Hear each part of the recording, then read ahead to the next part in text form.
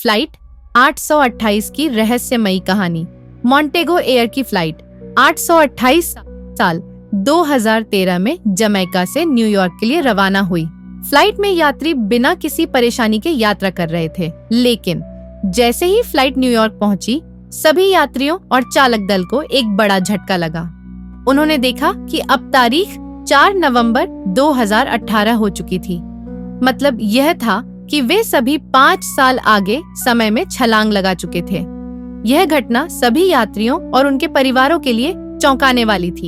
इन 5 सालों के दौरान उनके परिवार और दुनिया ने उन्हें मृत मान लिया था, लेकिन यह केवल समय की छलांग तक सीमित नहीं था। फ्लाइट के यात्रियों के साथ कुछ और अजीब घटनाएं भी होने लगी। रहस्यमयी आवाजें और उनका असर। फ्लाइट 828 के सभी यात्री रहस्यमयी आवाजें सुनने लगे। ये आवाजें उन्हें कुछ खास काम करने के संकेत देती थीं। इसे कॉलिंग्स कहा गया। ये कॉलिंग्स यात्रियों को कुछ सही और जरूरी काम करने की ओर इशारा करती थीं। दूसरी ओर NSA, राष्ट्रीय सुरक्षा एजेंसी के डायरेक्टर रॉबर्ट वेंस ने इस घटना की जांच शुरू की। वेंस ने सभी यात्रियों को चेतावनी दी कि वे अपने अनुभव के बारे में किसी से बात न करें। NSA को लगता था कि इस घटना के पीछे कोई बड़ा राज छिपा है। मुख्य पात्रों की कहानी। फ्लाइट 828 के यात्रियों में से कुछ प्रमुख पात्र और उनकी जिंदगी में हुए बदलाव इस प्रकार हैं। 1. माइकेला स्टोन। माइकेला एक NYPD न्यूयॉर्क पुलिस की डिटेक्टिव थी। फ्लाइट में चढ़ने से पहले उनकी सगाई उनके साथी जारेड से हो चुकी थी, लेकिन जब माइकेला वापस आई तो उन्हें पता चला कि जारेड ने उनकी सबसे अच्छी दोस्त लोर्डेस से शादी कर ली है। यह जानकर माइकेला के लिए स्थिति काफी मुश्किल हो गई। फिर भी माइकेला और जारेड के बीच पुराना प्यार वापस जागने लगा। इस कारण जारेड ने लोर्डेस से तलाक लेने का फैसला किया। 2. Ben stone. माइकेला का भाई बेन स्टोन अपने बेटे कैल के साथ फ्लाइट में था। कैल एक गंभीर बीमारी कैंसर से जूझ रहा था। बेन की पत्नी ग्रेस और उनकी बेटी ऑलिव, कैल की जुड़वां बहन, ने दूसरी फ्लाइट से यात्रा की थी। इन 5 सालों में ग्रेस ने यह मान लिया था कि बेन और कैल अब जीवित नहीं हैं। उन्होंने डैनी नाम के एक व्यक्ति के साथ रिश्ता शुरू कर दिया था। ऑलिव ने भी डैनी को अपने पिता के रूप में स्वीकार कर लिया था, लेकिन जब बेन वापस आया तो ग्रेस ने डैनी के साथ रिश्ता खत्म कर दिया। इसके बावजूद बेन और ग्रेस का रिश्ता तनावपूर्ण बना रहा। सावी एक मेडिकल रिसर्चर थी जो फ्लाइट 828 में थी। जब वह वापस लौटी तो उन्हें पता चला कि उनकी रिसर्च ने सैकड़ों कैंसर पीड़ित बच्चों की जान बचाई थी। सावी ने फ्लाइट 828 के सभी यात्रियों के खून का अध्ययन किया और पाया कि उनके खून में एक खास तरह की संरचना है। यह संरचना आमतौर पर किसी स्ट्रोक के बाद बनती है। सावी की रिसर्च कैल की बीमारी के इलाज में मददगार हो सकती थी। कैल को रहस्यमयी आवाजें, कॉलिंग्स, सुनाई नहीं देती, लेकिन उसमें दूसरी अनोखी शक्तियां नजर आने लगती हैं। एक दिन कैल को तेज बुखार होता है और वह बल्गेरियन भाषा में बोलने लगता है। बेन समझता है कि यह फ्लाइट 828 के एक बल्गेरियन यात्री मार्को से जुड़ा है, जो लैंडिंग के बाद से गायब है। बेन और मिकाइला यह पता लगाते हैं कि 11 विदेशी यात्री गायब हो गए हैं और उन्हें यूनिफाइड डायनेमिक सिस्टम्स UDS नामक एक कंपनी ने अपने प्रोजेक्ट के लिए पकड़ रखा है। बेन इस कंपनी में लोअर लेवल की नौकरी करता है ताकि उनके रहस्य जान सके। वहीं मिकाइला और जेरेड को पता चलता है कि यात्रियों पर प्रयोग हो रहे हैं। बेन, सावी, मिकाइला और जेरेड मिलकर एक गुप्त बेस पर पहुंचते हैं, जहां यात्रियों को कैद रखा गया है। वे यात्रियों को बचाने में सफल होते हैं, लेकिन एक हादसे में वेंस की मौत हो जाती है और जेरेड गंभीर रूप से घायल हो जाता है। इस बीच फ्लाइट 828 के पायलट बिल डेली, जो अपनी इज्जत वापस पाना चाहता है, डार्क लाइटनिंग, गामा किरणों की घटना को दोषी मानता है। वह फियोना को किडनैप करके एक चुराए हुए प्लेन में उड़ान भरता है, लेकिन प्लेन गायब हो जाता है। सावी को एक महिला एलिस बंधक बना लेती है और अपने कैंसर से जूझ रहे पति को बचाने के लिए मजबूर करती है। Alice church of the return की सदस्य है और मानती है कि फ्लाइट 828 के यात्री चमत्कार कर सकते हैं। मिकाइला और बेन सांवी को बचाते हैं, लेकिन इस घटना के बाद सांवी को PTSD हो जाता है। सांवी अपनी PTSD के लिए एक थेरेपिस्ट से मदद लेती है, लेकिन उसे पता नहीं होता कि वह थेरेपिस्ट वास्तव में सिंगुलैरिटी प्रोजेक्ट की प्रमुख है। कैल को एक दूरस्थ झोपड़ी में एक व्यक्ति को बचाने का विजन आता है। ग्रेस और कैल उस व्यक्ति जिक को बचाते हैं जो बर्फीले तूफान से बचने के लिए एक गुफा में गया था और 1 साल बाद वापस लौटा। सांवी जिक के खून की जांच करती है और पाती है कि उसमें भी फ्लाइट 828 के यात्रियों जैसे ही निशान हैं। इस बीच एक चोर जेम्स ग्रिफिन एक डूबे हुए वैन से जीवित मिलता है। सांवी उसकी जांच करती है और पाती है कि उसमें भी वही खून के बदलाव हैं। ग्रिफिन को रहस्यमयी कॉलिंग्स सुनाई देती हैं, जो उसे एक बम धमाके को रोकने के लिए कहती हैं। पुलिस उसकी मदद से धमाके को रोक देती है, लेकिन वह अपने कॉलिंग्स का सच सबके सामने लाने की योजना बनाता है। हालांकि कॉलिंग्स के खिलाफ जाने पर ग्रिफिन अचानक बड़ी मात्रा में पानी उगलने लगता है और मर जाता है। बेन को समझ आता है कि ग्रिफिन ने ठीक उतने दिन जिए जितने दिन वह गायब था। वह यह भी अनुमान लगाता है कि फ्लाइट 828 के सभी यात्री 2 जून 2024 को मर सकते हैं। कैल भी इस तारीख को अपने विजन में देखता है। जैसे जैसे कहानी आगे बढ़ती है, जेरेड मिकाइला के अपार्टमेंट में जिक का सामना करने आता है। जिक ने ग्रिफिन को मारने के लिए एक बंदूक खरीदी थी। दोनों में झगड़ा होता है और उसी समय मिकाइला अपार्टमेंट में आती है। झगड़े के दौरान बंदूक गलती से चल जाती है। मिकाइला को गलती से गोली लग जाती है, लेकिन वह ठीक हो जाती है। वह जिक को माफ कर देती है और यह सुनिश्चित करती है कि उस पर कोई कानूनी कार्रवाई न हो। मिकाइला और जिक साथ में कॉलिंग्स रहस्यमय आवाजें को समझने और उनका पालन करने में जुट जाते हैं। धीरे धीरे दोनों एक दूसरे से प्यार करने लगते हैं और शादी कर लेते हैं। जेरेड को लगता है कि मिकाइला और बाकी फ्लाइट 828 के यात्री कानून को नजरअंदाज कर रहे हैं। वह तमारा नाम की एक महिला के साथ रिश्ते में आ जाता है। तमारा का बार एक ग्रुप एक्सर्स के सदस्य अक्सर जाते हैं। ये लोग फ्लाइट 828 के यात्रियों से नफरत करते हैं और उन्हें खत्म करना चाहते हैं। जेरेड तमारा के भाई बिली और एक्सर्स के नेता साइमन व्हाइट के करीब आ जाता है। पुलिस एक्सर्स के हिंसक कामों की जांच शुरू करती है। मिकाइला को शक होता है कि जेरेड भी एक्सर्स से जुड़ा है। वह तमारा के बार में एक खुफिया डिवाइस लगाती है, लेकिन जेरेड उसे बताता है कि वह असल में एक्सर्स के खिलाफ सबूत जुटाने के लिए काम कर रहा है। एक्सर्स जिक को किडनैप कर लेते हैं और उसे बार में कैद कर देते हैं। उनके नेता साइमन जेरेड को जिक को मारने का आदेश देता है। मिकाइला की डिवाइस इस बातचीत को रिकॉर्ड कर लेती है। पुलिस सबूत के साथ बार पर छापा मारती है और एक्सर्स को गिरफ्तार कर लेती है। इस बीच ग्रेस को कॉलिंग सुनाई देने लगती है। बेन समझ जाता है कि ग्रेस के होने वाले बच्चे का असली पिता वही है।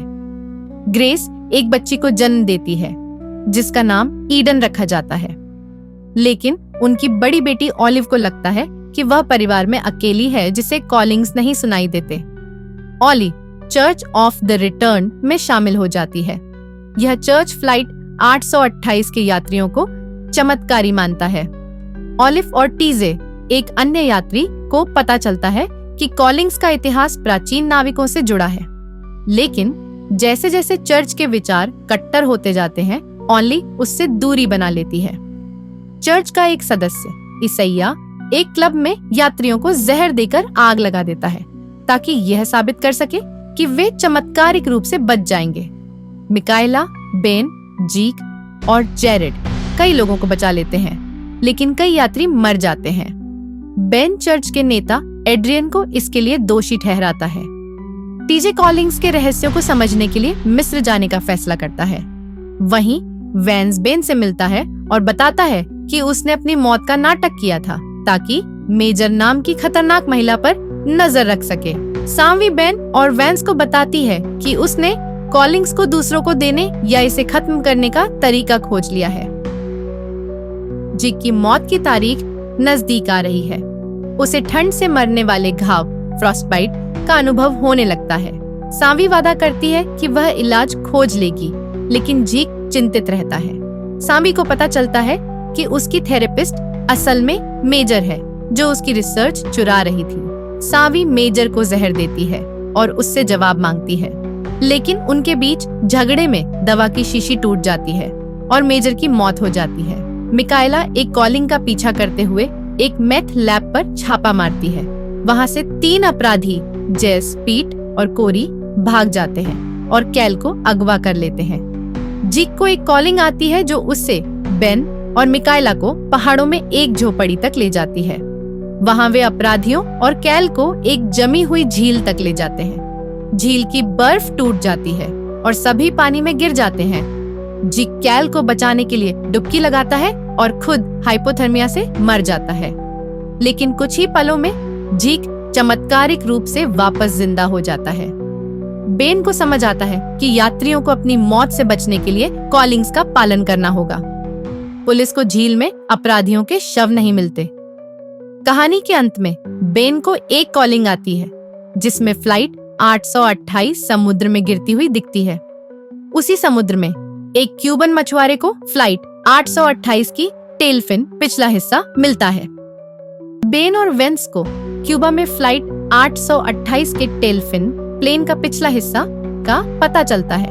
Vance national security agency NSA में वापस शामिल हो जाते हैं और प्रोजेक्ट यूरिका नामक एक नई योजना की जिम्मेदारी संभालते हैं। इस प्रोजेक्ट का उद्देश्य फ्लाइट 828 के मलबे को जोड़ना और इसके वापस लौटने की सच्चाई जानना है।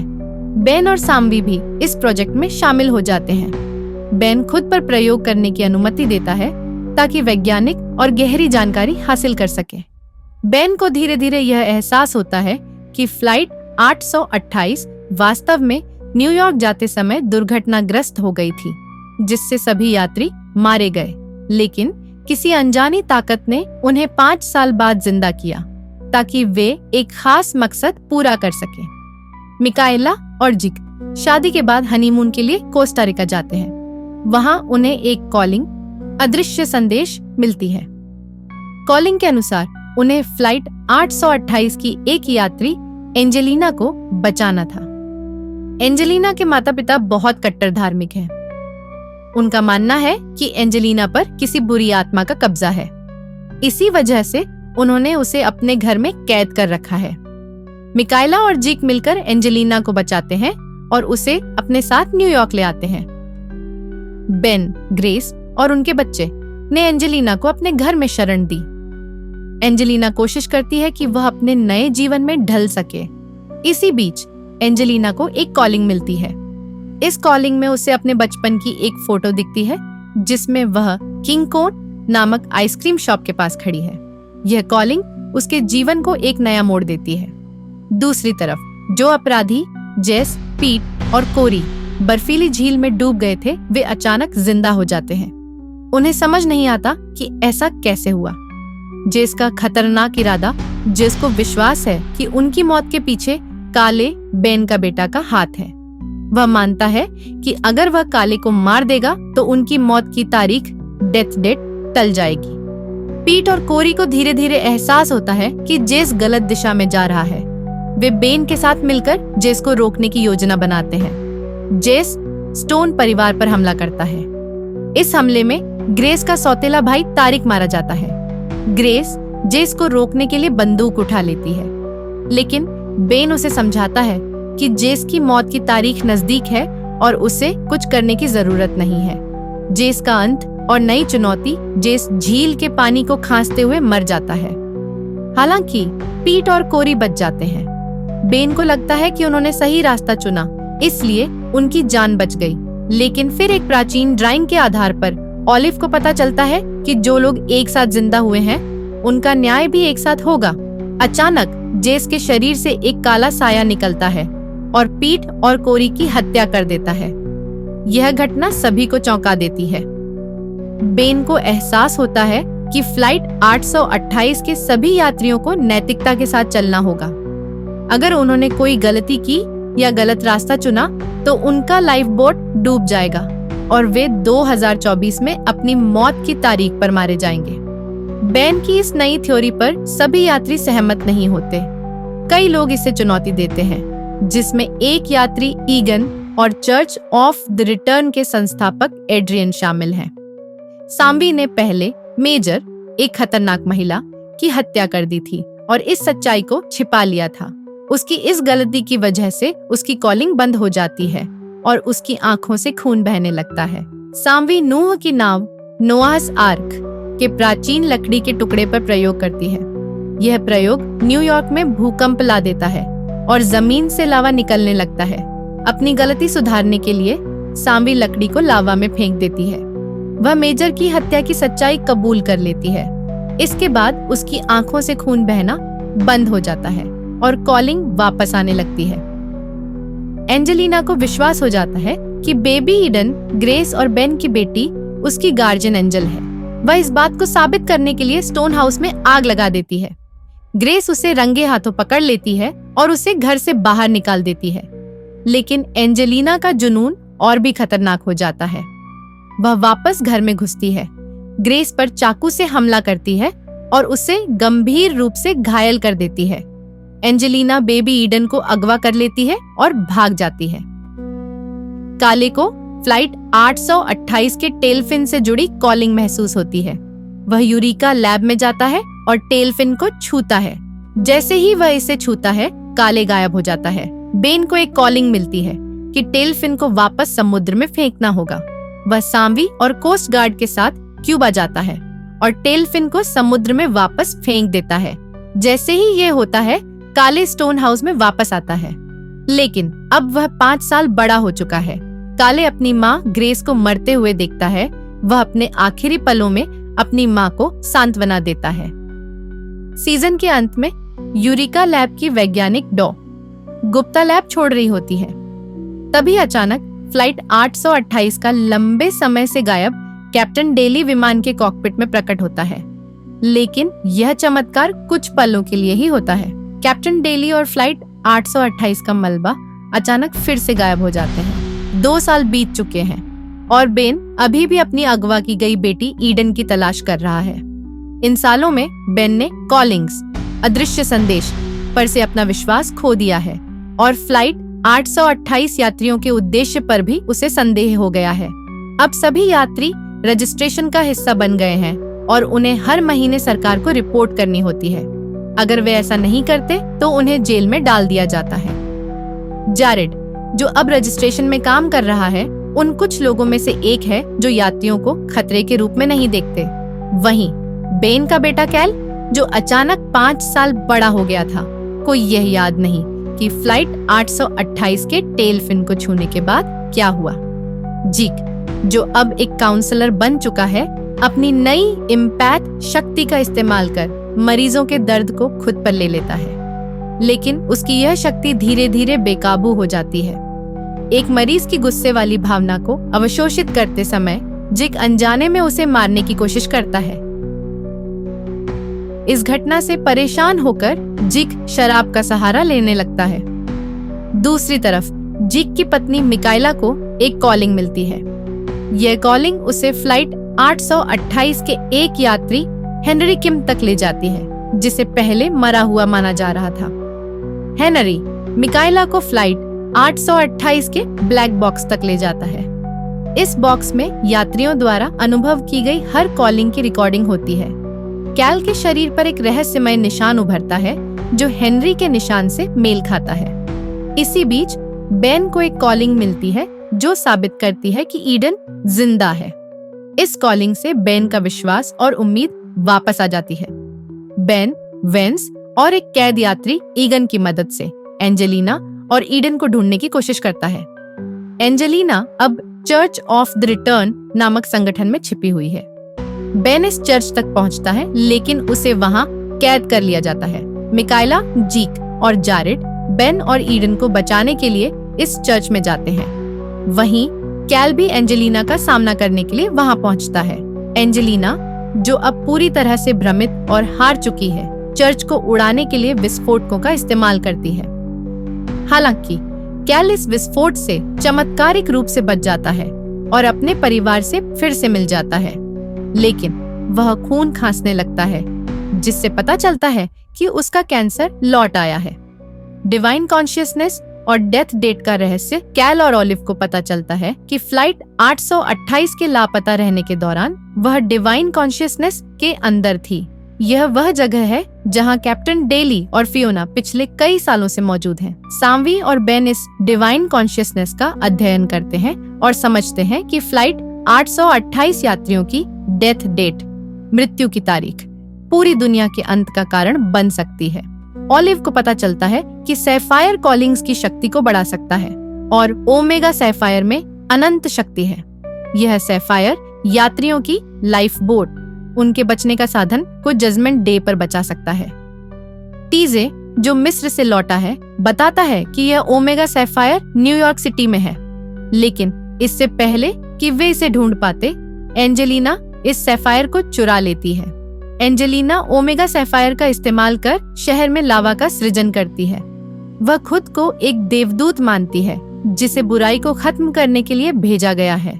एंजेलिना अब झूठी कॉलिंग्स बनाकर यात्रियों को गुमराह करने लगती है। कैल, जिसे अब अपनी ड्रैगन स्कार से बढ़ी हुई शक्ति मिलती है, एक कॉलिंग के माध्यम से एंजेलिना का सामना करता है। लड़ाई के दौरान ओमेगा सैफायर टूट जाता है, लेकिन एंजेलिना का एक हिस्सा उसके हाथ में समा जाता है। जीक समझ जाता है कि कैल की शक्ति दुनिया को बचा सकती है। वह अपनी इम्पैथ शक्ति का इस्तेमाल कर कैल का कैंसर अपने अंदर खींच लेता है। हालांकि इस प्रक्रिया में जीक की मौत हो जाती है और वह मिकाएला की बाहों में अंतिम सांस लेता है।